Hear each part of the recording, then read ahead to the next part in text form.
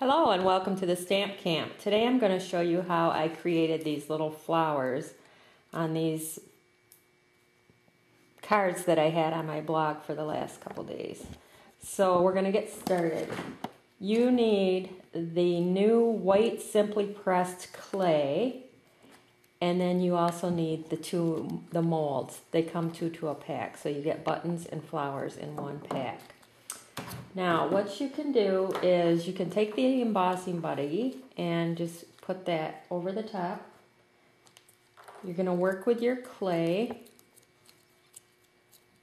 just to soften it. It is very soft, but a little goes a long way, and you're going to push the clay into the mold, like so. Now, the reason I use the embossing buddy is it just helps to get those out of there.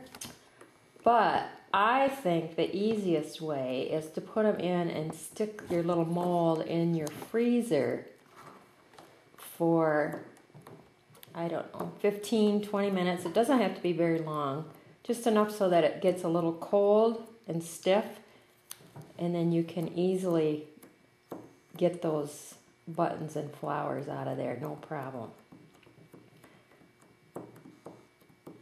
So that's ready to go in the freezer. And then if you're going to put it in the freezer, you really don't need to do the embossing buddy, I found. What else you can do with the flowers is you can take a brad, stick some of that clay in there, and stick your brad in the center. Try to keep my fingers out of your way. And then place the clay around that brad. And you can stick this in the freezer with the brads in there too. So you can do this with all the different sizes that you have here.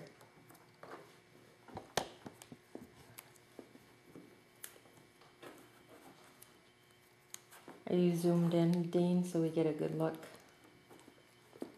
at what I'm doing here?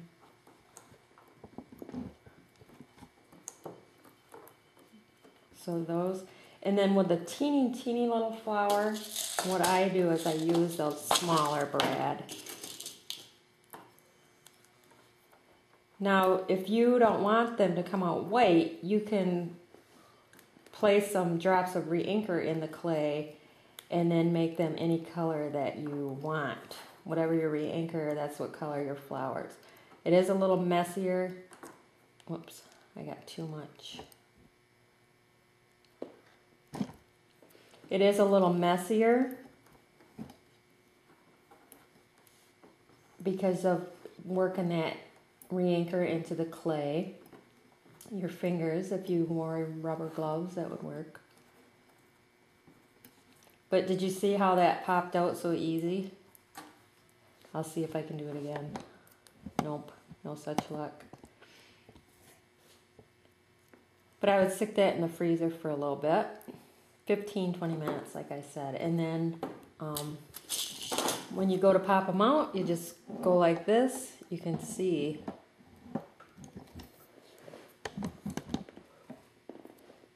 if you freeze them, your image stays a little nicer.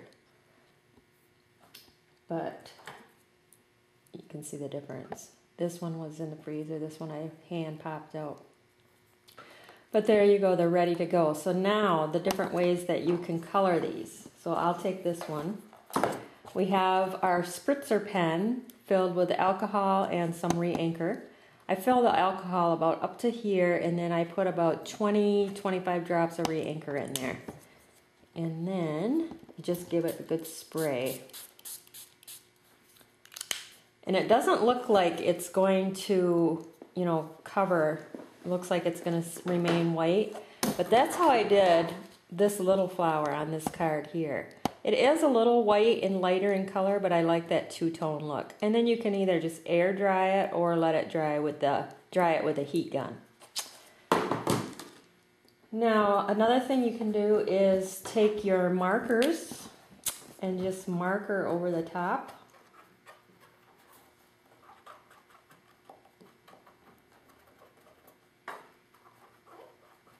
can do this with the flowers or the buttons or whatever. And then if you just take the aqua painter, you can blend that color.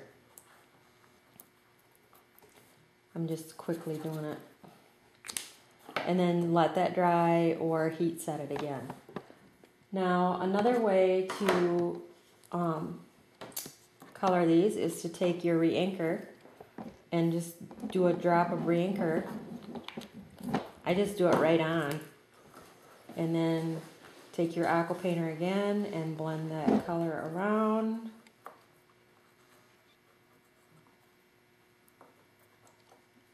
Fill it all in. Clean that out of there. And then heat set it or let it dry. That is how I did these flowers on this card here that I showed you yesterday.